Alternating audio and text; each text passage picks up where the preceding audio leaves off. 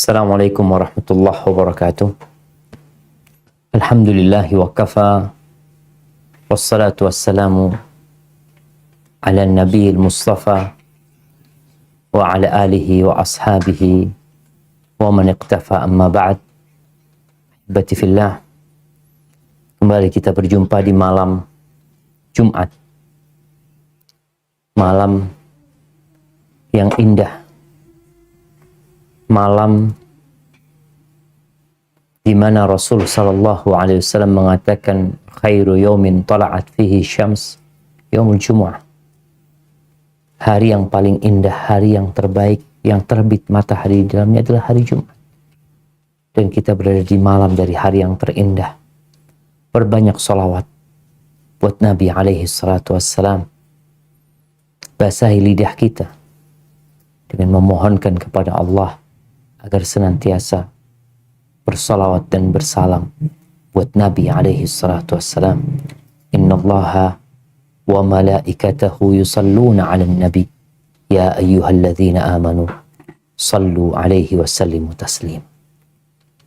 Amma ba'd, ahibati fillah, kita berada di zaman di mana semua orang tanpa terkecuali mereka dapat mengungkapkan isi hati mereka, baik itu lewat lisan atau tulisan, di mana seakan semua orang memiliki mimbar, memiliki mikrofon yang dengannya dia dapat berbicara semau dia.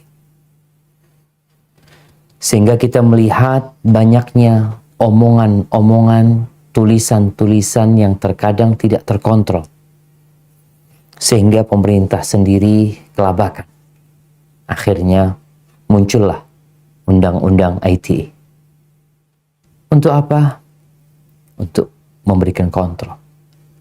Ahibati fillah, Hasan al-Basri, seorang tabi'in, dia berkata, kunna fi aqwamin yunfiquna awraqahum wa yukhazzinuna alsinatahum. Kita sempat hidup di satu masa, di satu zaman di mana orang-orangnya mereka menginfakkan uang mereka dan menyimpan lisan mereka. Mereka banyak beramal, mereka banyak membantu, dan mereka banyak diam. Yang mereka keluarkan adalah uangnya, yang mereka simpan adalah lisan. Wa inna baqina fi aqwamin. Kita sekarang hidup di masa di mana generasinya yursiluna alsinatum, kerjaannya ngomong doang, lisannya dia tebar. Wa yukhazzinuna awraqahum, tapi pelit dengan hartanya, hartanya disimpan, ngomong doang. Ucapan Hasan al-Basri ini adalah pada abad pertama Hijriah. Bagaimana dengan zaman kita? Ahibati fillah, kita semua tahu bahwa tujuan kita diciptakan adalah untuk mengabdi kepada Allah Azza wa Jalla. Firman Allah di surat Adz-Dzariyat yang sering kita dengar, "Wa ma khalaqtul jinna wal insa illa liya'budun." Tidaklah aku ciptakan bangsa jin dan manusia kecuali untuk beribadah, agar mereka mengabdi kepada. Kita diperintahkan untuk beramal. Dan ternyata kalau kita lihat di antara semua amal raga kita, lisan adalah yang paling banyak beramal.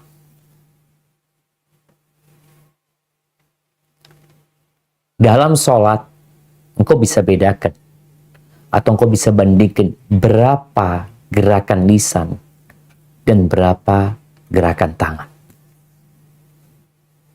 Berapa perbandingan antara gerakan lisan dengan gerakan kaki. Di setiap gerakan itu, lisan kita ikut bergerak. Allahu Akbar. Allahu Akbar. Belum yang kita baca dalam posisi kita ruku, yang kita baca dalam posisi i'tidal, yang kita baca lagi tatkala kita hendak sujud, yang kita baca dengan lisan kita tatkala kita sujud, tatkala kita duduk, bahkan kalau kita lihat salat itu dimulai dengan ucapan, diakhiri dengan ucapan. lisan. Dimulai dengan Allahu Akbar, diakhiri dengan Assalamualaikum warahmatullahi wabarakatuh. Oleh karena itu, Rasulullah Sallallahu Alaihi Wasallam bersabda tentang peran lisan ini. Idza asbaha ibnu Adam, fa innal a'dha'a kullaha tukaffirul lisan. Apabila datang waktu pagi, maka seluruh raga manusia ini dia mewanti-wanti lisannya. Jadi tangan, kulit pun, kepala pun, mata pun seakan berkata kepada lisan ini, ittaqillah fina. Bertakwalah engkau kepada Allah dalam urusan kita nih. Fa innama nahnu bika. Semua raga ini ikut engkau. Ikut engkau lisan. Fa in istaqamta istaqamna. Kalau engkau istiqamah, kami ikut istiqamah. Tapi kalau engkau menyimpang, wajazina, kita pun akan turut menyimpang. Hadis rawahu Tirmidzi. Dan Imam Tirmidzi juga meriwayatkan hadis bahwa Nabi SAW pernah berkata kepada Mu'adz bin Jabal, setelah Mu'adz bertanya tentang amalan yang memasukkan ke surga dan menjauhkan dari api neraka, Nabi menjelaskan tentang rukun Islam, ya. Kemudian beliau menjelaskan tentang amalan-amalan sunnah. Lalu di akhir beliau mengatakan, afala adulluka ala milaki dzalika kullihi. Kau mau nggak aku kasih tahu semua urusan yang intinya ada dalam satu perkara? Kata Mu'adz. Lalu Nabi SAW mengeluarkan lisannya. Beliau memegang lidahnya sambil mengatakan, kuffa alaika hadha. Tahan lisan. Jaga lisan. Lalu Mu'adz berkata, ya Rasulullah, wa inna la mu'akhadhuna bima natakallamu bihi. Apakah kita akan diberi hukuman, diazab gara-gara lisan kita? Nabi mengatakan kepada Mu'adz, takilatka ummuka ya Mu'adz. Satu ucapan yang mengandung teguran keras kepada Mu'adz. Wa hal yakubun nas finnari ala wujuhihim au ala manakhirihim illa hasaidu alsinatim. Wah, itu orang-orang yang tersungkur di dalam neraka, di wajah mereka, di hidung mereka. Karena apa? Karena lisan mereka. Maka kalau kita bicara, kita harus belajar diam sebagaimana kita belajar berbicara. Jadi sebenarnya diam itu kita nggak belajar, tapi bawaan kita. Bukankah kita keluar dari perut ibunda kita nggak bisa berbicara, lalu kita diajarin berbicara, diajarin ngomong, umma, abah, diajarin ngomong, minta susu, mau minum air, ya, mau pipis, diajarin kita ngomong. Ketika kita udah pinter ngomong, kita lupa untuk diam. Abu Zayyal rahimahullah ta'ala, beliau mengatakan, ta'allam samt kama tata'allamul kalam. Belajarlah engkau diam sebagaimana engkau belajar berbicara. Fa in yakunil kalam yahdik fa inna samta yaqiq. Kalau ucapan itu membimbingmu, memberikan petunjuk kepadamu, sesungguhnya diam itu menjagamu. Walaka fis samti khoslatan. Ada dua keistimewaan dalam berdiam. Ta'khud bihi ilma man huwa a'lam minka. Dengan engkau diam, engkau dapat ilmu dari orang yang lebih alim dari diri. Jadi kita dengan dia mendengarkan orang berbicara, mendengarkan orang menjelaskan. Kayak sekarang nih jamaah pada diam, pada nggak boleh ngobrol sendiri, dengerin ustaz ceramah. Selesai itu dapat apa? Dapat ilmu. Wa tadfa bi anka man huwa ajdal minka. Dengan engkau diam, engkau dapat menolak keburukan orang yang pintar ngomong, yang hendak mendebat dirimu. Karena engkau diam, dia nggak bisa berdebat. Karena engkau diam. Maka kita perlu kembali mengulangi masa lalu kita tatkala kita nggak bisa berbicara. Tapi dulu kita nggak berbicara karena memang karena nggak bisa bicara, belum bisa berbicara. Sekarang kita udah pintar ngomong. Maka kita perlu belajar menahan diri yang ingin ngomong. Karena manusia itu memang suka bicara. Tapi dia lupa bahwa semua yang keluar dari lisannya itu dicatat. Apa kata Allah Azza wa Jalla di surat Qaf ayat 18? Nah. Bismillahirrahmanirrahim. Ma yalfidhu min qawlin illa ladayhi raqibun atid. Tiada suatu ucapan pun yang diucapkannya melainkan ada di dekatnya malaikat pengawas yang selalu hadir. Ya. Sampai para ulama menyebutkan bahwa semua yang diomongkan oleh manusia itu dicatat. As-Sam'ani dalam tafsir yang mengatakan qala al-Hasan, yani Hasan al-Basri, yaktubul malakani kulla syai'. Malaikat itu mencatat semua, segala sesuatu. Hatta qawlahu li jariyatihi isqinil ma. Sampai dia mengatakan kepada budaknya, ambilkan air buat aku, kasih aku air, ambilkan sandalku, berikan kepadaku pakaianku. Semuanya ditulis. Wa yuqal, dan ada yang mengatakan yuktab kullu syai' hatta safirahu bisyurbil ma. Sampai suara dia minum air itu pun ditulis. Allah Azza wa Jal mengatakan wa inna alaikum lahafidh. Ada bersama kalian malaikat-malaikat yang selalu mengawasin kalian, jagain kalian, kiraman katibin. Mereka malaikat-malaikat yang mulia dan mencatat. Kalau sekarang banyak orang tidak lagi berucap dengan lisannya, tapi dengan tulisannya, maka dia lebih mempersaksikan untuk dirinya apa yang dia perbuat. Ini loh tulisanmu. Mungkin kalau aku nggak ngomong itu, ini siapa yang nulis? Engkau yang menulis. Jadi sejatinya manusia tatkala berkomentar, tatkala menulis sesuatu yang terkadang membuat keributan tulisan dia itu, sejatinya dia sedang menulis di rapot dia sendiri. Yang kelak pada hari kiamat akan dikatakan kepada kita, Iqra kitabak, baca kitabmu. Ini loh tulisanmu. Kafa binafsikal yawma alaika hasiba. Cukup engkau yang mengaudit dirimu sendiri. Engkau yang menghisap dirimu sendiri. Ahibati fillah. Sebuah studi yang dilakukan di Amerika. Ya nggak tahu benar apa salah. Ana hanya menukil. Disebutkan bahwasanya seorang perempuan itu bisa mengucapkan dalam sehari 20.000 kata. 20.000 kata. Sementara laki-laki hanya 7.000 kata per hari. Subhanallah.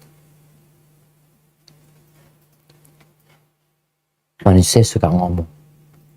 Tapi ternyata perempuan itu lebih banyak ngomong. Terus masalahnya apa? Allah menciptakan wanita berbeda dengan laki-laki. Wanita tuh dengan banyak ngomong, sejatinya itu bahan untuk mendidik anak-anak. Kalau seorang ibu yang diem aja, anaknya nggak bisa ngomong akhirnya. Tapi karena ibunya kalau gendong anaknya sambil dia ngomong, ini anaknya siapa ini? Aduh, kok Ayu ini? Padahal anaknya sendiri. Siapa namanya? Ngomong dia, itu perempuan. Tapi kalau bapak-bapak kan memang jarang ngomong. Hibatifillah. Bayangin ya, kalau 20.000 kata, 10%-nya itu zikir.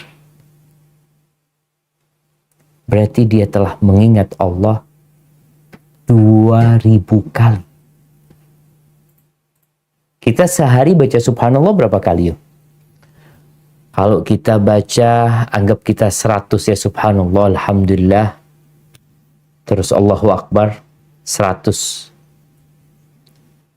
sekali sholat. Berarti kalau 5 waktu kita udah mengucapkan 500 kali. Belum zikir-zikir yang lain. Namun banyak manusia yang ternyata omongannya itu mayan fa'ya, nggak berguna. Sekarang banyak acara di televisi itu acara ngomong, bas, ngundang orang untuk ngomong ke timur, ke barat, ke utara, ke selatan, 1,5 jam, 1 jam, ketawa-ketawa, TV ini, TV itu. Apa nggak sadar mereka bahwa ada malaikat yang mencatat semua ucapan mereka? Dan Allah Azza wa Jalla di surat An-Nisa ayat 114 mengingatkan manusia agar mereka hati-hati kalau ngomong. Apa kata Allah Azza wa Jalla? Di surat An-Nisa ayat 114. Nah. A'udzu billahi minasyaitonir rajim.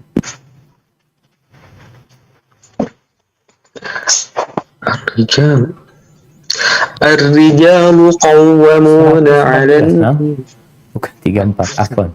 114. أعوذ بالله من الشيطان الرجيم لا خير في كثير من نجواهم إلا من أمر بصدقة أو معروف أو إصلاح بين الناس ومن يفعل ذلك ابتغاء مرضات الله فسوف نؤتيه أجرا عظيما. Tidak ada kebaikan pada kebanyakan bisikan-bisikan mereka, kecuali bisikan-bisikan dari orang yang menyuruh manusia memberi sedekah, atau berbuat ma'ruf, atau mengadakan perdamaian di antara manusia. Dan barang siapa yang berbuat demikian karena mencari keridhaan Allah, maka kelak kami memberi kepadanya pahala yang besar. Allahu Akbar. Tuh.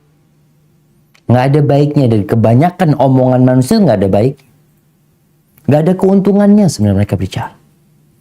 Jadi kalau kita mikir, yang kita ucapkan itu, yang pertama, ungkapan dosa. Dosa. Isinya riba, namimah, ngomongin orang, dusta. Atau yang kita omongkan itu, ya nggak dosa, nggak pahala. Terus apa? Nggak ada. Omong kosong. Terus yang ketiga, ada yang omongan itu berpahala. Mana yang kita lakukan sebenarnya? Kadang-kala orang ini habis Isya. Kenapa Nabi SAW melarang? Beliau membenci. Beliau membenci ngobrol ba'dal Isya. Karena orang setelah Isya itu, dia bisa ngobrol, mau di rumah, mau di kafe, mau di mana. Dari ba'dal Isya sampai tengah malam. Kalau dia mulai ngobrolnya dari jam 8 sampai jam 12 malam, 4 jam dia ngomong. Yang terkadang omongan dia gak ada guna. Maka Allah sebutkan kecuali kalau yang diobrolkan itu bicara tentang sedekah, bicara amar ma'ruf nahi mungkar, bicara ya duduk rapat seakan-akan untuk bicara tentang masa depan, untuk memperbaiki hubungan antara orang-orang yang tidak bertegur sapa, itu baru omongan yang berguna. Umar bin Khattab radhiyallahu ta'ala anhu mengatakan, "Man kathura kalamuhu, kathura saqatuhu." Barang siapa yang banyak ngomong, banyak salahnya. Hitung aja. Semakin sering kau majelis, kumpul sama teman-teman, ngobrol, semakin banyak salah. Tapi kalau orang mau ngomong itu jaga,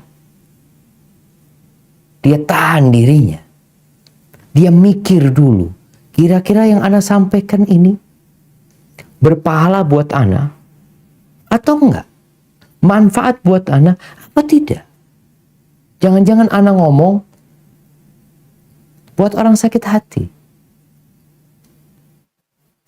Nabi SAW mengarahkan manusia untuk lebih banyak diam daripada berbicara. Bahkan dalam hadis yang diriwayatkan Imam Bukhari dan Muslim, beliau mengatakan, "Man kana yu'minu billahi wal yaumil akhir falyaqul khairan aw liyasmut." Barang siapa yang beriman kepada Allah dan hari akhir, hendaklah dia berbicara yang baik atau diam. Jadi orang diam itu tanda beriman dengan Allah dan hari akhir. Jadi kau ingin tahu orang ini beriman nggak ya sama Allah dan hari akhir? Coba engkau lihat, ngomongnya baik nggak? Aduh, ngomongnya kasar, kotor. Yang menunjukkan keimanan dia kepada Allah dan hari akhir lemah sekali. Karena orang yang yakin omongan dia dicatat, yakin omongan dia akan disidangkan nanti, omongan dia dapat menyeret dia ke neraka, kalau dia yakin dengan hal itu, dia akan tahan diri. Sekarang aja di Indonesia dengan adanya undang-undang ITE itu, mulai orang-orang ngomongnya nggak sembarangan. Mulai takut dia. Karena dia tahu ada yang dilaporkan, bahkan ada yang masuk penjara, ada yang ditahan. Bagaimana dengan persidangan akhirat yang akan ditegakkan? Maka tanda-tanda orang beriman kepada Allah dan hari akhir, ngomongnya baik atau dia diam. Kalau dia nggak punya bahan yang untuk diobrolkan, maka dia diam. Dan nasihat buat teman-teman yang kadang-kala masih suka ngobrol, tolong engkau menjadi pembuka majelis itu dengan kebaikan. Jadi kalau awal ngobrolnya, biasanya kan mereka memang nggak ada bahan yang mau diobrolkan. Tahu-tahu, ayo duduk ke rumah. Atau di mana ngobrol, ketemu di sana, ngopi ini itu. Biasanya mereka memang nggak ada bahan. Mau ngobrolin apa nggak ada. Maka apa yang menjadi awal pembukaan, biasanya itu yang akan diobrolkan. Maka tatkala engkau ada di tengah-tengah majelis itu, mulailah dengan kebaikan. Sehingga obrolan itu semuanya tentang kebaikan. Dan Nabi SAW bersabda dalam hadis yang diriwayatkan Imam Ahmad, "Man somata najah." Barang siapa yang diam, dia bisa berbicara tapi dia tahan diri. Selamat tuh orang. Kenapa? Ya orang kalau sudah banyak ngomong banyak salah. Dan kita lihat bagaimana Rasulullah SAW. Beliau manusia terindah yang pernah ada di muka bumi ini. Bagaimana gaya hidup beliau dalam urusan berbicara. Yang kita yang mengaku sebagai umatnya, iya, contoh Nabi SAW. Jangan cuma ngomong doang. Aku cinta sama Nabi. Simak ibn Harb berkata kepada seorang sahabat, Jabir bin Samurah. Dia kepingin bertanya, kepingin tahu gimana sih hidupnya Nabi SAW. Akunta tujalisu Rasulullah SAW. Apakah engkau duduk bersama Nabi SAW? Bayangin ya, tabi'in ini gak pernah ngelihat Nabi, dia ngelihat para sahabat. Betapa indahnya hidup bersama Nabi. Maka dia tanya sama Jabir bin Samurah, engkau duduk gak sama Nabi SAW? Qala na'am. Iya. Wa kana tawila samti qalila dhahik. Beliau orangnya itu panjang diamnya, sedikit tertawa. Wa kana ashabuhu yadhkuruna 'indahu asy-syi'r wa asya' min umurihim. Dan biasanya sahabat-sahabat cerita ya tentang syair-syair, tentang urusan-urusan mereka. Fayadhakun. Sahabat ketawa. Bagaimana Nabi SAW? Wa rubbama tabassam. Nabi mungkin beliau cuma tersenyum. SAW. Hadis rawahu Ahmad. Dan kata Aisyah radhiyallahu taala anha, nih seorang istri yang hidup mendampingi suami bertahun-tahun sehingga dia tahu dengan suami. Apa kata Aisyah tentang suaminya? Radhiyallahu taala anha, anna an-nabiy sallallahu alaihi wasallam kana yuhadditsu haditsan law addahu al-'ad la ahsa. Nabi SAW tuh kalau lagi ngobrol sama para sahabatnya, cerita sama para sahabatnya, beliau tuh omongannya bisa dihitung loh. Jadi kalau ada orang yang mau ngitung berapa kalimat yang Nabi ucapkan, bisa dia menghitung. Ini menunjukkan sedikitnya omongan Nabi SAW dan semua omongannya bermanfaat.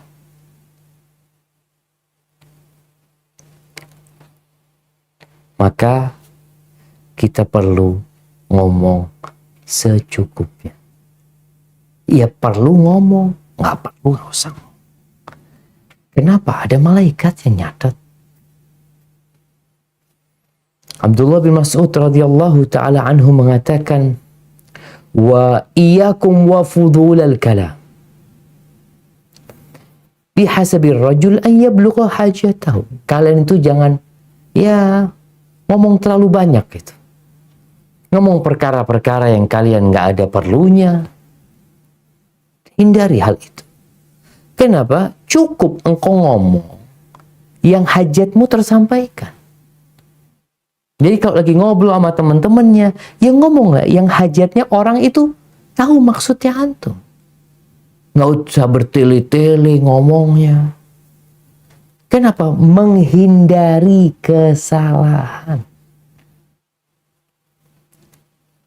Apa kata Anas bin Malik radhiyallahu ta'ala, kalau kita melihat nih para sahabat itu mengajarkan kepada para tabi'in, kepada generasi yang selanjutnya, agar mereka menjaga lisan mereka, agar mereka belajar diam sebagaimana mereka belajar berbicara.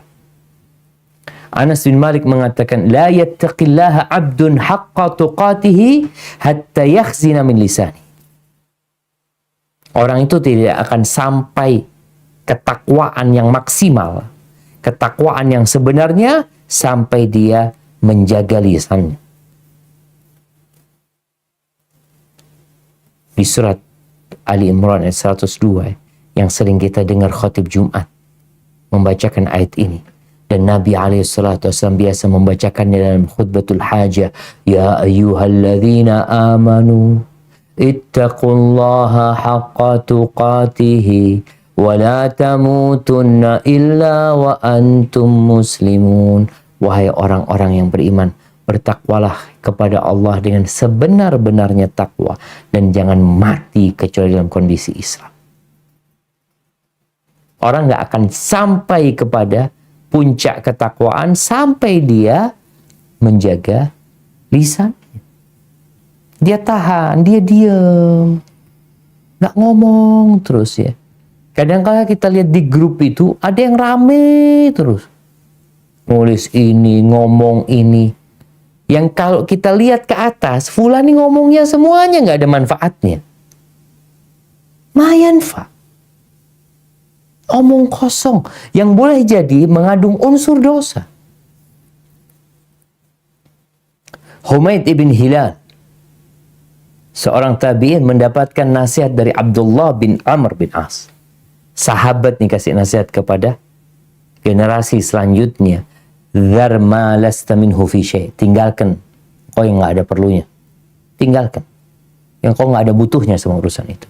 Wala tantik fi ma la ya'ni. Jangan ngomong yang tidak ada gunanya buat engkau. Wakhzin lisanaka kama takhzin darahimak. Simpan lisanmu sebagaimana engkau menyimpan uang. Di mana kita simpan uang? Di berangkas besi. di dompet, kita taruh di tempat yang tersembunyi. Jaga lisanmu seperti kau menjaga. Kenapa? Karena kita akan dihisap dengan apa yang kita ucap. Hudzaifah ibnul Yaman, seorang sahabat Nabi, dia mengatakan, innal kalama bisab'ati aghlaq. Omongan itu melalui proses 7 kunci. Ada 7 kunci sampai jadi omongan. Yang pertama apa? Idza kharaja minhu kutib. Kalau sudah keluar, ditulis. Idza lam yakhruj, lam yuktab. Kalau belum keluar, nggak ditulis. Jadi ada 7 kunci nih. Kalau sudah keluar, ya udah ditulis. Tapi kalau belum, masih di tengah, nggak jadi, maka nggak ditulis. Yang pertama, al-qalb. Hati. Orang tuh kalau ngomong, dari hatinya dia ngomong. Karena lisan ini gayungnya hati. Dari hati akan keluar ke tenggorokan, lewat amandel nih. Lewat sana. Itu yang kedua. Yang ketiga, al-lisan. Lisan itu sendiri. Kemudian yang keempat dan kelima adalah langit-langit. Mulutnya. Makanya orang kalau sumbing itu sulit dia berbicara. Kemudian kedua, bibir. Kalau sudah keluar, jatuh. Tapi masih, orang kan ngomong kan mesti buka mulut dia. Buka kedua bibir. Tapi kalau masih belum keluar, belum jatuh. Artinya prosesnya panjang sebenarnya. Maka orang yang berakal, sebelum dia mengucapkan, maka dia akan berpikir dengan hatinya. Allahu Akbar jemaah. Kita perlu menjadi muslim yang bersahaja. Kita perlu muslim yang sebenarnya. Karena jangan sampai engkau menjadi penyebab agama yang indah ini tercoreng. Gara-gara omongan. Gara-gara bikin status yang tidak tepat. Gara-gara membuat pernyataan yang sejatinya seharusnya engkau tidak melakukan hal itu. Menyakitin banyak orang. Yang Rasul sallallahu alaihi wasallam beliau bersabda dalam hadis yang diriwayatkan Imam Tabrani, afdhalul mu'minina islaman, orang Islam yang paling mulia siapa? Man salimal muslimun min lisanihi wa yadihi. Yang orang Islam lainnya selamat dari lisannya dan tangan. Dia nggak nyakitin orang dengan lisan. Tidak.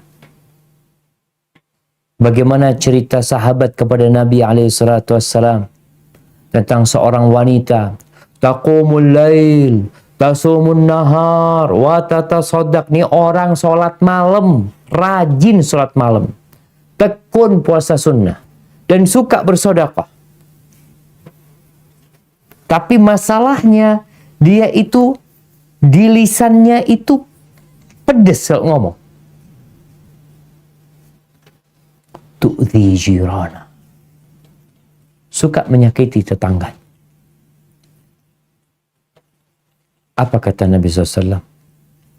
La khair. Nggak ada baiknya nih perempuan. Iya finnar. Di neraka tempat.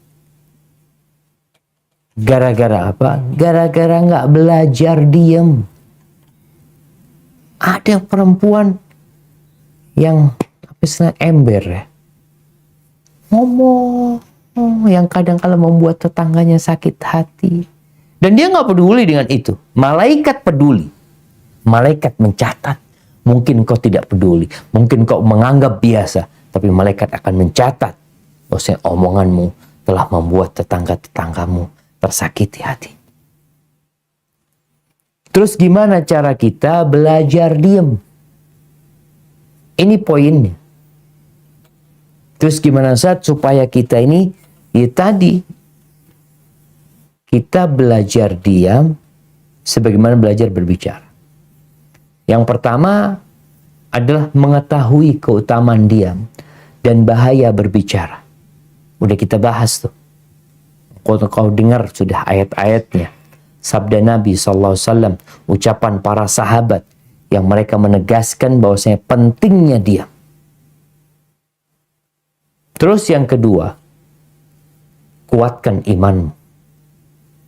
Bahwasanya akan ada hari kau dihisab dengan semua yang kau ucapkan.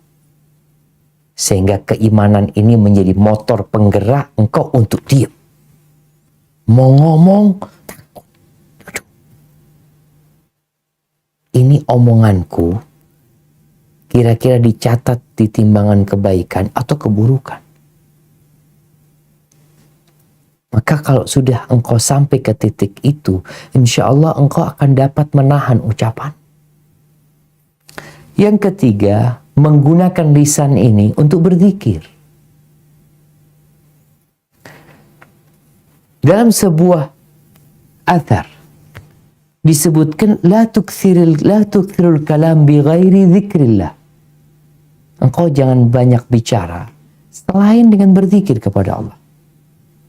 Fa inna kathratal kalama bi ghairi dzikrillah qaswatun lil qalb.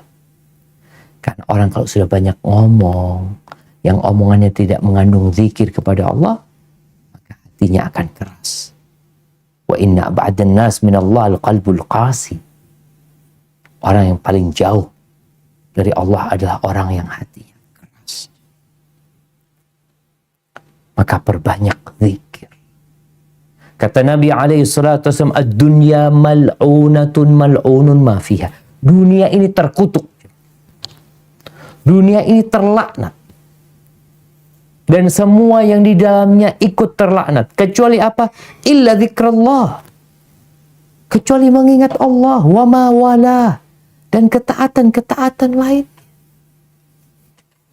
Wa aliman au muta'alim. Dan orang yang alim yang mau belajar. Dan dia belajar. Kemudian ketika engkau hendak kumpul sama teman-temanmu, engkau perlu mempersiapkan bahan. Mau ngobrolin apa sih? Diundang kawan-kawan nih. Yuk, bismillah. Majelis di rumah. Ngobrol kita yuk. Aku traktir ini dan itu. Engkau coba berpikir. Mau ngobrolin apa? Tanya. Kalau ternyata nggak ada yang mau diobrolin, nggak ada dah, duduklah ngobrol apa aja. Lebih baik kita menghindar. Tapi kalau memang yang diomongkan itu sesuatu yang berguna, silahkan jamaah. Kemudian tatkala duduk, ngobrol di sana, dan ternyata ada obrolan yang dimurkai oleh Allah Azza wa Jalla. Apa sikap kita? Diam? Di sini engkau berbicara. Rasul SAW mengatakan, man ra'a minkum mungkaran falyughayyirhu biyadihi. Barang siapa di antara kalian melihat kemungkaran, hendaklah dia merubah dengan tangannya. Dia rubah dengan tangannya. Nggak mampu, maka dengan lisannya. Ini saatnya engkau berbicara. Tatkala melihat kemungkaran terjadi, tahu-tahu ini ghibain saudaranya, berburuk sangka sama saudaranya, menuduh saudaranya melakukan perbuatan dosa. Apa yang seharusnya dia lakukan? Dia rubah dengan lisannya. Kasih tahu. Kadangkala kita jamaah membiarkan kesalahan itu terjadi. Disinilah engkau berbicara. Ketika ada manfaatnya, engkau berbicara. Nggak ada, engkau diam. Ketika engkau tidak mampu ingkar mungkar dengan lisanmu, engkau membenci kemungkaran itu dengan hatimu, tapi konsekuensinya kau harus tinggalkan tempat itu. Tinggalkan tempat itu. Kenapa? Karena Allah udah gak ridho dengan adanya kemungkaran yang terjadi lalu engkau mendiamkannya. Kemudian ahibati fillah, ketika selesai ngobrol sama teman-teman kita, jangan lupa untuk membaca doa kafaratul majlis. yang mungkin di situ ada omongan yang kurang berguna, omongan yang tidak seharusnya diucapkan. Karena doa kafaratul majlis itu bukan untuk selesai kajian ya, bukan, tapi untuk selesai ngomong, selesai kita kumpul sama kawan-kawan kita. Ingatkan kalau mau pergi, jangan lupa baca doa kafaratul majlis semua. Bukan ucapan yang dipimpin bersama, enggak, setiap orang mengucapkannya dengan lisan yang penuh dengan keyakinan dengan hatinya. Dia memohon kepada Allah Azza wa Jal. Subhanakallahumma wa bihamdika asyhadu an la ilaha illa anta astaghfiruka wa atubu ilaik. Dia menyucikan Allah, memuji Allah, bersyahadat bahwa tiada yang berhak disembah kecuali Engkau. Aku memohon ampun kepadamu dan bertobat kepada.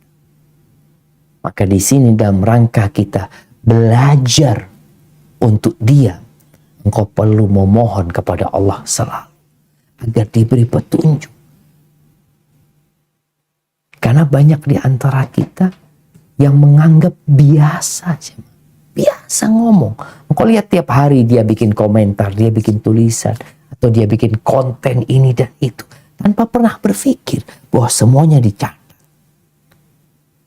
Semuanya akan dimintain pertanggungjawaban. Apakah kita sudah siap mempertanggungjawabkan segala? Barakallahu fiik. Mungkin itu yang dapat Anda sampaikan pada kesempatan kali ini. Kurang lebihnya mohon maaf. Mungkin kita masuk ke sesi tanya jawab. Anda kembalikan ke moderator. Jazakillah khair. Alhamdulillah, barakallahu fiik Ustaz. Kita lanjutkan dengan baca pertanyaan ya Ustaz. Tafadhol.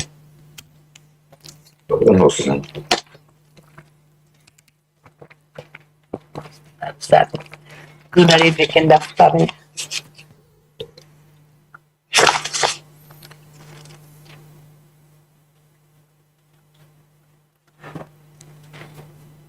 Saya bacakan dari Ukti Widya Wayuningsih. Nah, Ustadz,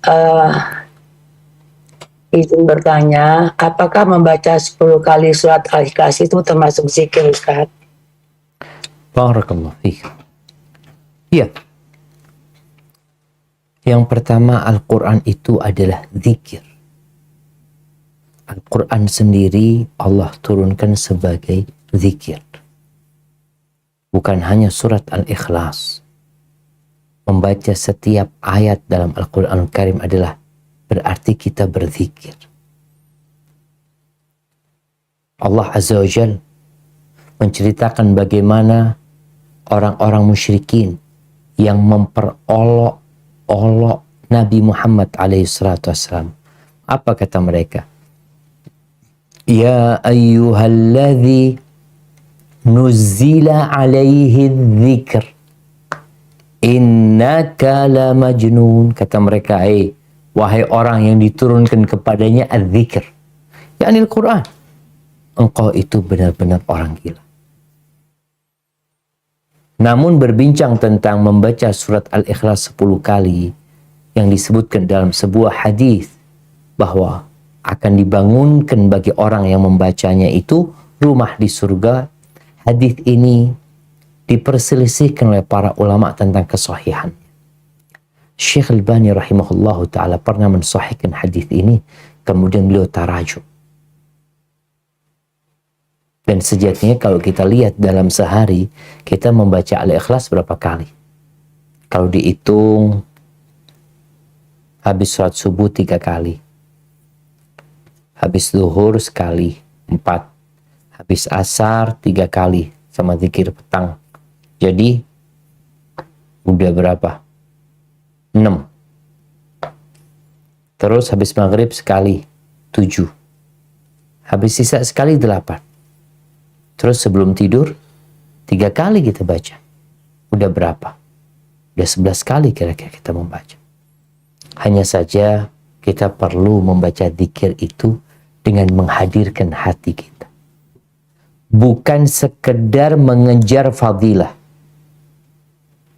Oh, Al-Ikhlas itu kan sepertiga Al-Quran. Nah, Ada orang yang sekedar mengejar fadilahnya, tapi dia lupa dengan hidayah yang terkandung di dalam surat tersebut. Maka hendaklah yang membaca zikir apapun, yang dari Al-Quranul Karim, yang dari sunnah Nabi SAW, hendaklah dia menghadirkan hatinya, karena zikir itu maknanya mengingat. Bagaimana engkau mengingat hatimu di tempat lain? Engkau sedang memikirkan sandalmu, engkau sedang memikirkan usahamu, lisanmu membaca qul huwallahu ahad, tapi hatimu di tempat lain. Ini pertanda engkau belum berzikir, engkau belum mengingat Allah Azza wa Jalla. Barakallahu fiik. Nah. Baik Ustadz, selanjutnya Ustadz, ini ada pertanyaan, saya bacakan dulu ini. Sepertinya penting. Bentar Ustadz. Assalamualaikum warahmatullahi wabarakatuh. Ustadz ingin bertanya, bagaimana kalau kita jarang komunikasi sama saudara-saudara dan berkumpul dikarenakan yaitu menjauhi dari gibah, dan kalau berkumpul juga kadang tidak ada perkataan yang bermanfaat dari mereka. Apakah sikap anak ini bersalah? Masya Allah. Ustadz. Barakallahu fiik. Iya. Pertanyaan ini berkaitan dengan silaturahim ya. Kadangkala ada sebagian kita yang jarang kumpul sama kerabatnya, kumpul sama saudaranya, tujuannya menghindari omongan-omongan yang kurang berguna. Tadi disampaikan, kalau engkau kumpul sama keluargamu, sama kerabatmu, jadilah engkau orang yang pertama membuka majelis itu dengan omongan yang bermanfaat. Mungkin kalau bicara urusan dunia, oh ternyata habatus sauda itu manfaat banget ya. Atau kita bicara tentang jahi, manfaat jahi. Atau bicara masalah masakan ini dan itu. Jadi hal-hal yang boleh diungkapkan dan ada manfaatnya yang menjadi pembuka majelis tersebut. Kalau engkau udah tahu, aku kalau datang ke sana Ustaz, aduh ngomongin orang adanya Ustaz. Jadi males mau kumpul sama saudara. Maka engkau perlu datang sesekali, tapi engkau yang memulai majelis tersebut. Tapi yang kedua, kita menghindar dari majelis-majelis yang memang berisikan dosa atau omong kosong yang tidak berguna, boleh, tapi jangan memutuskan silaturahim. Silaturahim itu nggak harus kita duduk, ngobrol, kumpul, nggak harus. Nabi SAW mengatakan, Bullu arhamakum walau bisalam. Basahi rahim kalian, walaupun sekedar ucapkan salam aja sama mereka. Membasahi tali silaturahim. Dan silaturahim itu bisa dengan berbagi. Kau nggak kumpul sama mereka, engkau bikin makanan, masak, kirimkan kepada mereka. Supaya mereka tahu engkau peduli sama mereka. Kemudian ahibati fillah, kita kadang-kala memang perlu hadir di majelis-majelis seperti itu dalam rangka amar ma'ruf nahi mungkar. Tapi kalau nggak mampu, ya konsekuensinya kita harus mengingkari dengan hati dan meninggalkan majelis tersebut. Barakallahu fiikum. Barakallahu Ustaz. Selanjutnya dari Ummu Hafiz Ustaz. Bismillah, assalamualaikum warahmatullahi wabarakatuh Ustaz. Izin bertanya, bagaimana caranya menghadapi tetangga yang kurang baik karena mereka suka memusuhi keluargaku. Sebenarnya saya sedih kalau lihat ibu saya sendirian di rumah. Qadarullah saya lagi bekerja karena saya sudah tidak punya bapak dan suami saya sudah pisah. Mohon nasihatnya Ustaz. Kenapa tadi Bu? Mereka sukanya apa? Gini Ustaz, jadi tetangganya suka kurang baik karena mereka suka memusuhi keluarga saya katanya. Memusuhi, oke siap. Nah, apa sikap kita terhadap tetangga kita jemaah? Ahibati fillah.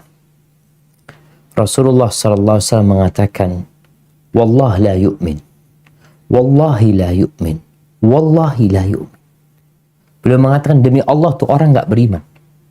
Demi Allah tuh orang nggak beriman. Tuh orang nggak beriman. Demi Allah, kata Nabi SAW. 3 kali Nabi bersumpah menafikan keimanan dari orang tersebut. Sahabat itu kaget. Mereka mengatakan, man ya Rasulullah. Siapa orang yang nggak beriman itu? Alladzi la ya'manu jaruhu bawa'iqah. Orang yang tetangganya tidak merasa aman dari gangguan. Ini kita lihat bagaimana Islam menjaga kehidupan bermasyarakat. Seharusnya tetangga itu saling mencintai, mereka saling membantu, saling menolong ya. Terus gimana kita kalau punya tetangga kayak gitu? Yang pertama, engkau perlu berdoa memohon kepada Allah. Nabi SAW itu berdoa mengatakan, Allahumma inni a'udzubika min jari su' fi daril muqam fa inna jarul badwi yatahawwal. Ya Allah, aku berlindung kepadamu dari tetangga yang buruk di tempat tinggal.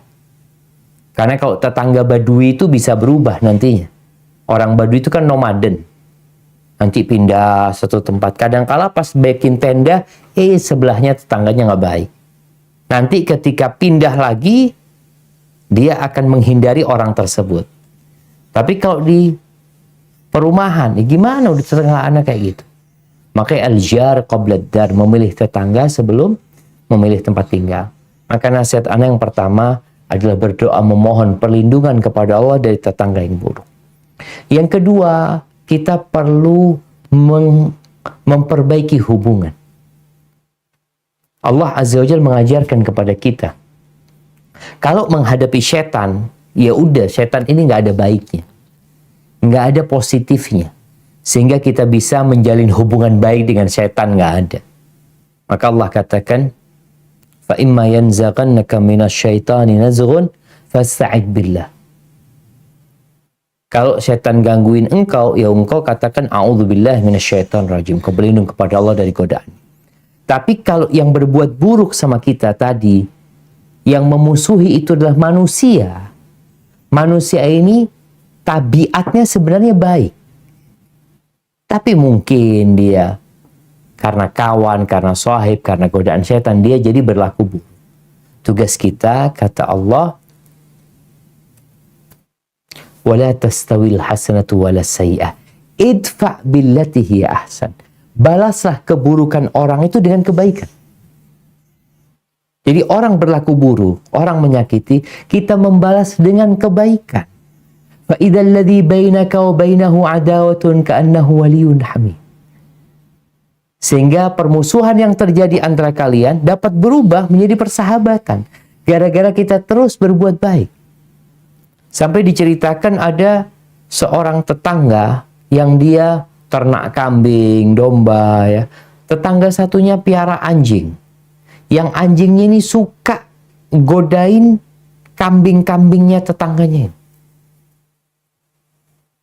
Yang digigit, yang digonggong, stres jadi kambing-kambing itu gara-gara anjingnya tetangganya. Akhirnya nih pemilik kambing datang kepada seorang ustadz. Dia tanya, gimana aku punya tetangga buruk kayak gini? Apa yang harus aku lakukan? Apa kata ustadz itu? Kok kepingin masalahnya selesai? Iya, kata dia. Engkau ambil kambingmu yang bagus, anaknya yang bagus ya, berikan kepada tetangga. Itu iya. Karena Allah nyuruh kita berbuat baik kepada orang yang memusuhi kita. Dengan harapan orang itu jadi baik nanti sama kita. Akhirnya dikasih nih kambing, anaknya kambing yang lucu ya, berikan kepada dia. Tetangganya ngomong makasih ini dan itu.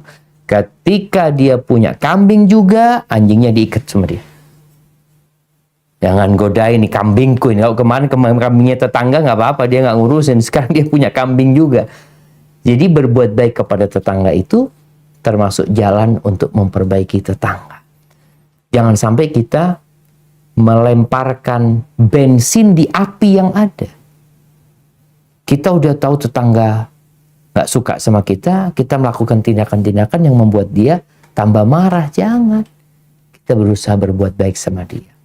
Bahkan bagaimana cerita Abdullah bin Amr bin As ketika dia menyembelih seekor kambing, dia bicara kepada pembantunya mengatakan, fa idza faraghta, kalau engkau sudah selesai, fabda bijaril Yahudi. Ingat, yang pertama engkau kasih tetangga kita yang Yahudi. Ini murid-muridnya heran. Ya Abu Abdurrahman al-Yahudi, engkau mau kasih yang Yahudi duluan? Nah, aku mendengar Rasul sallallahu alaihi wasallam bersabda. Apa kata Nabi alaihi salatu wasallam? Ma zala Jibril yusini bil jar hatta dhanantu annahu sayuwarrithu. Jibril itu terus ngasih nasihat sama aku agar berbuat baik kepada tetangga sampai aku mengira tetangga itu akan mendapatkan warisan. Barakallahu fiik. Tapi barakallah Ustadz. Selanjutnya dari Ummu Zaifah. Assalamualaikum Ustadz. Bagaimana kalau kita sering memanggil anak-anak kita dengan panggilan-panggilan tertentu? Misalnya anak soleh, anak yang baik, anak pintar, dan lain-lainnya Ustadz. Apakah diperbolehkan Ustadz? Masya Allah, barakallahu fiik. Iya, ahibati fillah. Yang dilarang itu Allah mengatakan wala tanabazu bil alqab. Jangan memberikan gelar-gelar yang buruk. Itu yang dilarang. Tapi kalau kita memanggil mereka dengan panggilan-panggilan yang indah, maka itu diperintahkan. Oleh karena itu nanti pada hari kiamat orang itu akan dipanggil dengan nama terindah dia. Rasulullah SAW bagaimana beliau memanggil istrinya, ya muwaffaqah, wahai yang mendapatkan petunjuk.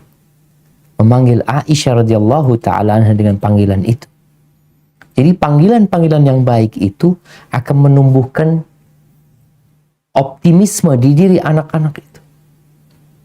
Tapi kalau anak itu dipanggil, yang nakal sini, mana yang nakal tuh? Sini yang nakal.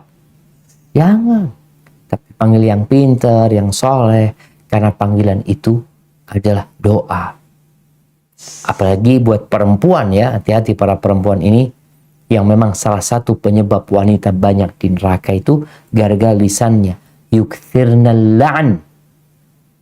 Perempuan itu banyak memaki.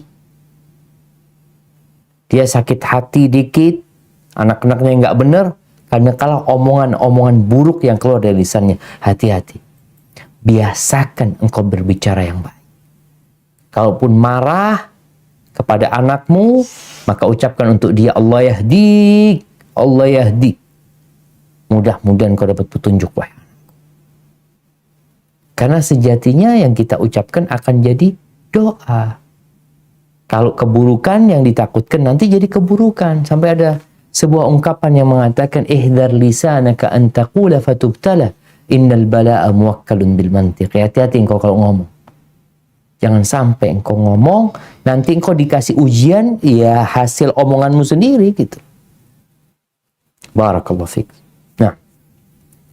Baik Ustadz, baik. Selanjutnya Ustadz, sebelum saya teruskan, Ustadz bisa kira-kira berapa pertanyaan lagi Ustadz? Berapa mungkin? 5 pertanyaan lagi. Ya baik Ustadz. Dari Duhita Belia. Assalamualaikum warahmatullahi wabarakatuh Ustadz. Waalaikumsalam warahmatullahi wabarakatuh. Apakah apabila kita berbicara di makam seseorang yang meninggal tersebut dapat mendengarnya Ustadz? Saya sering meminta izin, restu, dan ridho dari seseorang yang sudah meninggal tersebut. Namun saya juga tidak lupa untuk mendoakannya. Begitu Ustadz. Silakan. Masya Allah. Barakallahu fikum. Naam. Ahibati fillah. Kalau berbicara dengan orang mati,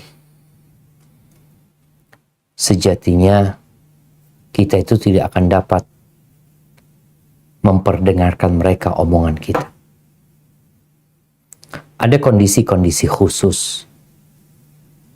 Bagaimana Rasul SAW pernah berbicara dengan, bukan berbicara ngajak mereka ngomong, dengan orang-orang musyrikin yang terbunuh di perang Badar. Yang kemudian mereka dikuburkan di sumur-sumur yang rusak itu, dimasukkan ke sana mereka. Nabi mengatakan kepada mereka, apakah engkau sudah mendapatkan apa yang dijanjikan kepadamu? Jadi bukan obrolan yang diajak mereka ngobrol, sebenarnya enggak. Ketika sahabat bertanya, Rasulullah, gimana engkau bicara dengan jasad yang sudah mati sebenarnya? Iya, cuma Allah yang membuat mereka mendengar ucapan Nabi SAW. Adapun kalau kita datang ke kuburan, terus ngobrol sama yang mati, minta restu dari yang mati, maka ini perbuatan yang tidak benar. Kenapa? Orang itu memiliki kesibukan sendiri. Engkau nggak tahu dia di kuburan sedang apa. Boleh jadi dia sedang dalam penyiksaan. Kuburan itu dapat menjadi lobang dari lobang-lobang neraka atau taman dari taman-taman surga. Sehingga kita datang ke kuburan hanya mengucapkan salam kepada mereka. Kalau engkau mencari restu, minta restu Allah Azza wa Jalla. Bukan minta restu orang yang sudah meninggal dunia. Dan biasanya ada perempuan-perempuan yang kalau sedang punya masalah, punya ini dan itu, dia datang ke kuburan bukan untuk mengingat kematian, tapi dia ingin curhat kepada yang mati. Na'udzubillah. Engkau kalau mau curhat, curhat sama yang tidak mati. Al-Hayyul Qayyum, yang tidak mati, yang terus ngurusin alam semesta ini, yaitu Allah Azza wa Jalla. Jadi kita ziarah kubur tujuannya itu dua. Yang satu manfaat buat kita, yang dua manfaat buat yang mati. Manfaat buat kita apa? Mengingat kematian. Manfaat buat yang mati, ya kita mendoakan mereka yang sudah meninggal dunia, bukan meminta restu mereka. Barakallahu fiqna. Ustaz, selanjutnya dari Nani Ummu Bebi. Ustaz ingin izin bertanya, apakah kita perlu klarifikasi jika kita punya sesuatu konflik dengan teman, tetapi dengan klarifikasi tersebut malah menimbulkan pertengkaran? Jadi sikap yang diambil adalah diam dan mendoakan. Bagaimana Ustaz? Masya Allah, barakallahu fiqh. Ya, ahibati fillah. Allah Azza wa Jalla menyebutkan tentang hamba-hamba Allah, ya, wa ibadur rahmanil ladzina yamshuna 'alal ardi haunan wa idza khatabahumul jahiluna qalu salam. Ada hamba-hamba Allah yang kalau dia berjalan di muka bumi penuh dengan kerendahan hati. Kalau ada orang-orang bodoh yang memaki mereka, mereka katakan salaman, ucapan yang menyelamatkan diri mereka dan menyelamatkan orang yang mengucapkan ungkapan-ungkapan itu. Dan apa sikap kita, Ustaz, terhadap orang-orang yang kita punya konflik sama dia? Apakah kita perlu klarifikasi atau kita diamkan? Ada masalah seperti api yang membara, kalau dibiarkan mati, Ustaz. Terus ya lebih baik dibiarin. Kalau kita datang klarifikasi, oh jadi terbakar nantinya. Atau jadi api dalam sekam. Maka kita harus bijak. Kita melihat, ini sosok fulan ini yang perlu diklarifikasi atau didiamkan. Kalau perlu klarifikasi, engkau klarifikasi. Tapi kalau engkau melihat orangnya ini kayaknya nggak bisa diklarifikasi, Ustaz. Kenapa? Dia kayaknya maunya sendiri. Ahsan, ana minta maaf. Ahsan minta maaf. Jadi nggak perlu jelasin panjang. Aku maksudnya bukan ini, nggak datang kepada dia mengatakan aku minta maaf kepadamu atas kesalahan-kesalahanku yang disengaja, yang tidak disengaja. Semoga Allah mengampuni dosa-dosaku. Selesai, nggak perlu klarifikasi. Karena mungkin dengan engkau minta maaf, urusannya selesai. Mungkin engkau beranggapan, ana nggak salah, Ustaz. Ana ingin menjelaskan. Yang ditakutkan tadi tambah panjang. Jadi ada hal-hal yang perlu diklarifikasi, ada hal-hal yang tidak perlu diklarifikasi. Contohnya nih, Nabi SAW, beliau itu pernah berjalan di malam hari dari Masjid Nabawi bersama seorang perempuan. Tengah malam nih. Tahu-tahu ada dua sahabat Ansor yang lewat, lalu dua sahabat ini lari terburu-buru, tergesa-gesa. Bukan lari sih, berjalan tergesa-gesa meninggalkan Nabi SAW. Nabi mengatakan kepada keduanya, ala rislikuma. Kalian tetap di situ. Jangan kemana-mana kalian. Fa innaha Safiyah zaujati. Perempuan ini adalah Safiyah, istriku.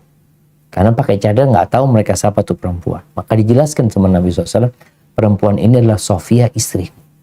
Kata para sahabat, ya Rasulullah, masa kami mau berprasangka buruk sama engkau? Kata Nabi SAW, inna syaitan yajri min ibni Adam majrum. Syaitan itu ikut aliran darah manusia. Aku takut syaitan melemparkan di hati kalian sesuatu yang kalian nanti berburuk sangka, jadi bencana buat kalian. Artinya kadangkala klarifikasi kita itu bukan untuk diri kita, tapi untuk orang itu, untuk menyelamatkan orang itu. Kesian tuh orang nanti kalau berburuk sangka. Tapi ada hal-hal yang kita tahu enggak, fulan nih ya kayaknya sehari 2 hari aja panas, habis itu selesai. Atau boleh jadi kita nggak klarifikasi secara langsung, tapi kita minta tolong kawan kita untuk nyampaikan kepada dia maaf kita, baru kalau nanti sudah adem, udah dingin, baru kita datang. Jadi pinter-pinterlah kita membaca suasana. Barakallahu fiik. Kalau Ustadz, selanjutnya dari Nabila.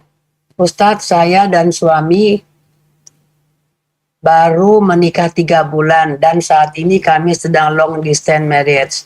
Suami S2 di luar negeri dan saya di Jakarta. Sebelum suami saya pergi, ayah saya berpesan pada suami agar saya bisa tinggal di rumah orang tua. Nah, mertua saya, katanya ayah dari suami, juga berpesan agar saya bisa memilih, bebas memilih tinggal di mana. Sejujurnya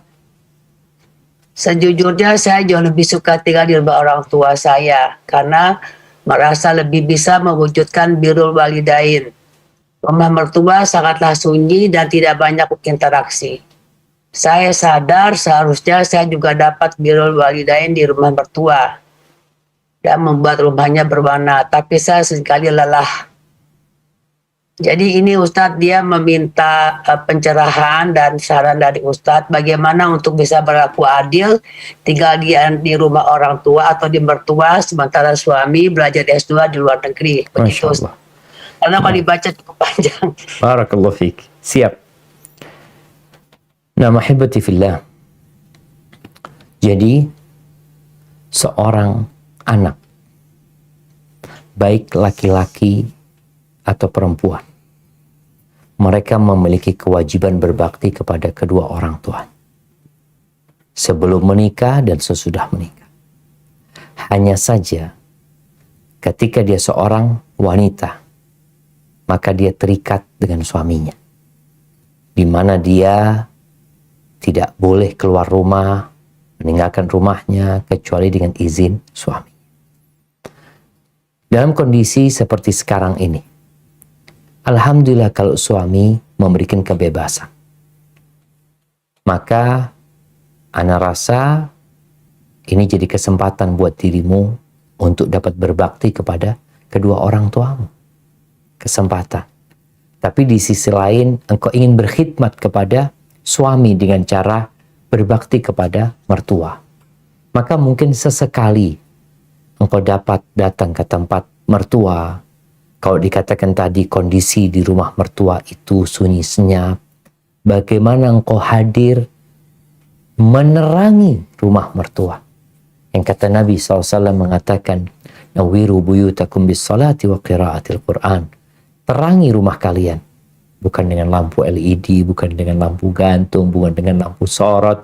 Terangi dengan apa? Dengan sholat dan baca Al-Quran.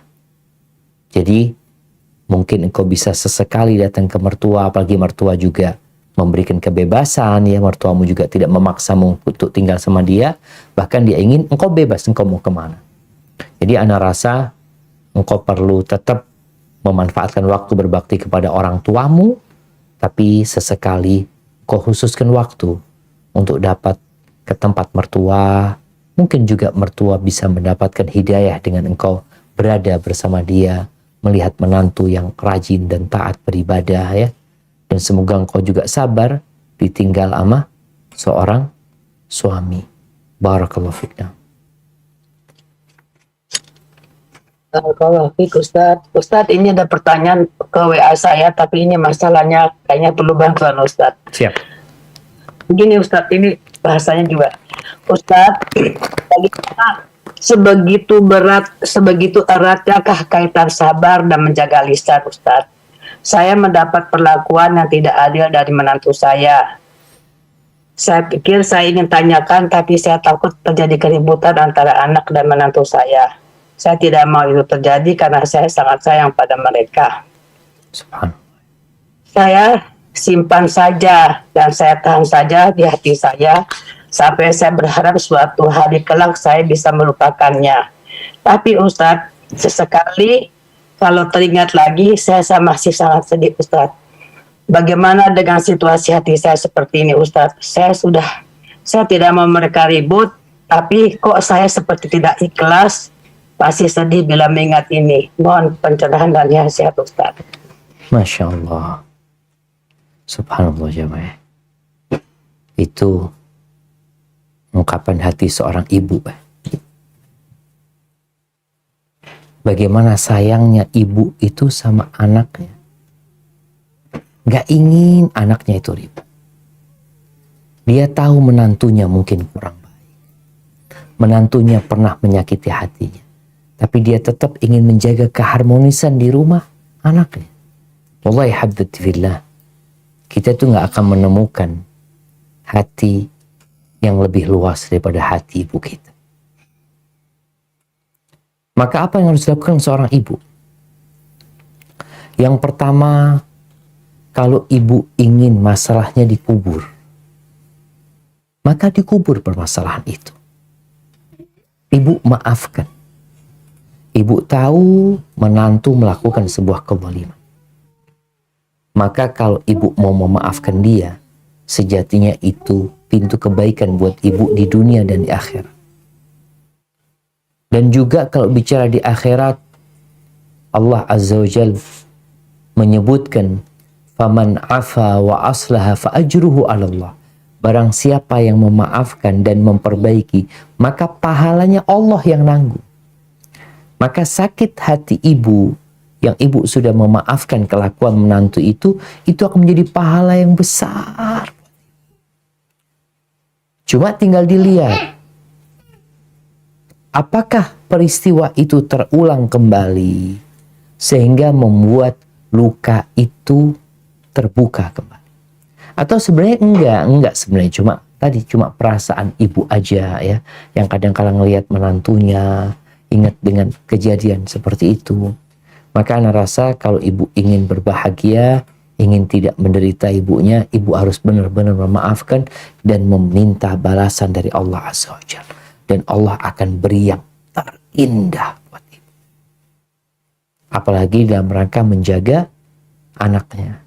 Taib, kadangkala sang anak gak sadar dengan kesalahan istrinya.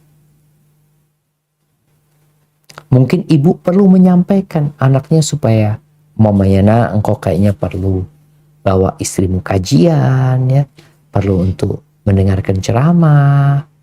Jadi bukan memberikan nasihat tentang kejadian yang telah lalu, tapi meminta kepada anak untuk lebih mendidik istrinya menuju ke surga Allah Azza wa Jalla. Karena ibu tadi sampaikan, ibu cinta sama mereka, ibu sayang sama mereka. Jadi cinta itu dengan cara memperbaiki mereka tanpa mereka sadar bahwa mereka sedang digiring untuk menjadi lebih baik. Barakallahu fiik. Ya Ustadz. Hei. Udah Zainab. Ustadz, ini pertanyaan terakhir ya Ustadz. Siap. Sebelumnya saya mau sampaikan dulu ke Ustadz pada jamaah, maaf dengan kajian Ustadz tadi yang menyatakan ada 7 kunci itu tadi Ustadz. Ya. Sudah jawab banyak pertanyaan ya para jamaah yang menanyakan tentang kalau tidak sampai terucapkan itu tidak dicatat oleh malaikat ya Ustadz. Nah. Mengenai juga tulisan yang dengan chat tadi Ustadz sudah uraikan juga ya. Ya. Jadi saya tidak membacakannya lagi, mohon maaf. Ini Ustadz pertanyaan terakhir Ustadz. Assalamualaikum Ustadz, bagaimana cara yang benar untuk menghadapi fitnah dan bagaimana sikap kita kepada orang yang telah melakukan fitnah kepada diri kita Ustadz? Silakan. Subhanallah, barakallahu fiik. Ya, ahibati fillah. Kalau bicara fitnah,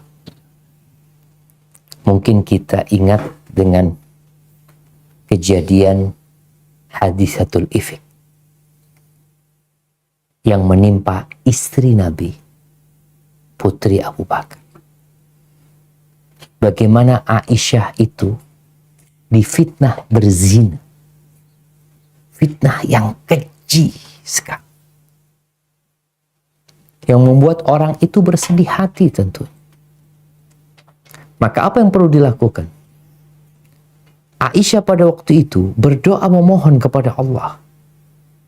Karena memang dia nggak bisa berbuat apa-apa. Dia ingin membuat klarifikasi karena dia tahu dia nggak berzina.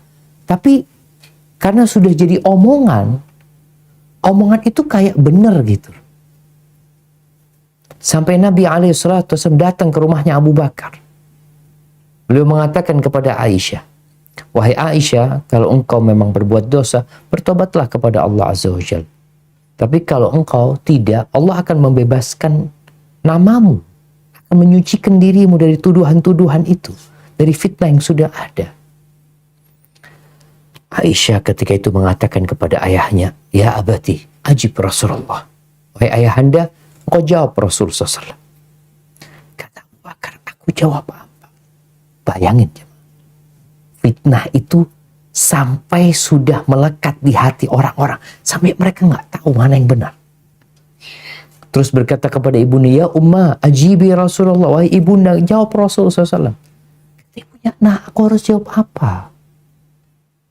Akhirnya Aisyah mengatakan, kalau aku mengatakan aku telah berbuat dosa, nanti cipti isnin. Kalau aku mengatakan aku telah berbuat dosa, kalian akan percaya. Karena orang sudah ngomong itu. Gitu. Tapi kalau aku mengatakan tidak, kalian nggak percaya. Maka aku tidak mengatakan kecuali seperti yang dikatakan bapaknya Nabi Yusuf. Sampai kata Aisyah, sampai lupa aku siapa namanya bapaknya Nabi Yusuf. Nabi Ya'qub alaihissalam. Apa yang diucapkan? Fasobrun jamil. Wallahul musta'an ala ma tasifun. Nih sikap Aisyah. Sabrun jamil. Sabar yang indah. Sabar yang tidak dibalut dengan keluhan, aduan, macam-macam. Fasobrun jamil. Kepada Allah Azza wa Jalla. Allah yang akan menyelesaikan semuanya. Dan kepada Allah minta pertolongan gitu loh.